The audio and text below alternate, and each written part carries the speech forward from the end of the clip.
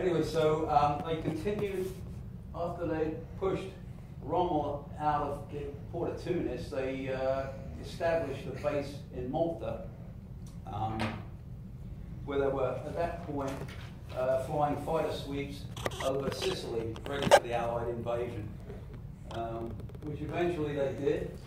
And at that point, they did the same again with southern Italy.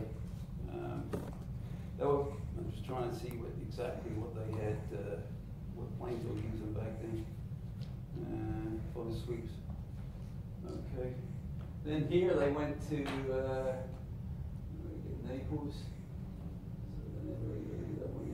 To the southeast, there they were still supporting the troops moving north. All this took about a year. And at the end of that year, the squadron finally got a rest, and they were moved to Syria. 16 aircraft went to Syria, and it was split into two flights, A and B flight, and they were both doing patrols, defensive patrols of Syria, and also, actually my father was down in Palestine. After several months, they moved down to Egypt, Port Said. By that time, the Allies had control of North Africa, and they were starting to push up. Italy took forever. They were pushing up through Italy, and they were eventually trying to meet up with the troops that landed in Depot. So, when was he in Egypt? What time frame was that? Do you know? 40. That'd be 44. 44. Yeah. 44. Let me see if I noted it here.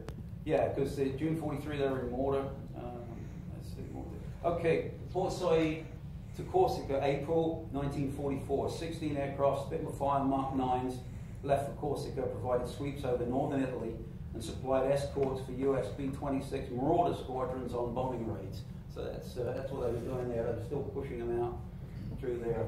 From there, they went to France. They were flying sweeps over southern France, trying to hook up with the troops coming south. And then back to Naples, where the squadron temporarily disbanded. That was in October of 1944. And they went back to Biggin Hill in England, and they spent the rest of the war there working on the fighter. They were doing fighter escorts for the bombers, mostly US bombers to Germany. So move to the next section here, working in the desert. Here's some of his pictures. I've put some pictures I've got on the web. I managed to find some really nice pictures, but most of these are his shots. I'm sure you'll be able to tell the difference because of the quality. So you say they were disbanded, but they were still working? Oh yeah, yeah. What do you mean by disbanded? Disbanded, they were no longer needed there. They had control, so they'd send them somewhere else. Okay. Yeah, yeah. So what they did, they basically packed up in Naples and sent them somewhere where they, back to England. Back to England, yeah. And at that point, the bombers were in 1944 heavily bombing Germany. Late 44, 45. This is the same day. This is near Algiers. I'm not even sure about this airfield. Does anyone know what that plane is? It's a French squadron, but he had these in his for the French barracks. Nice old car there. This was in Tunisia. Most of these are going to, in no particular order now, but they're all to do with that theater. This is in Tingley.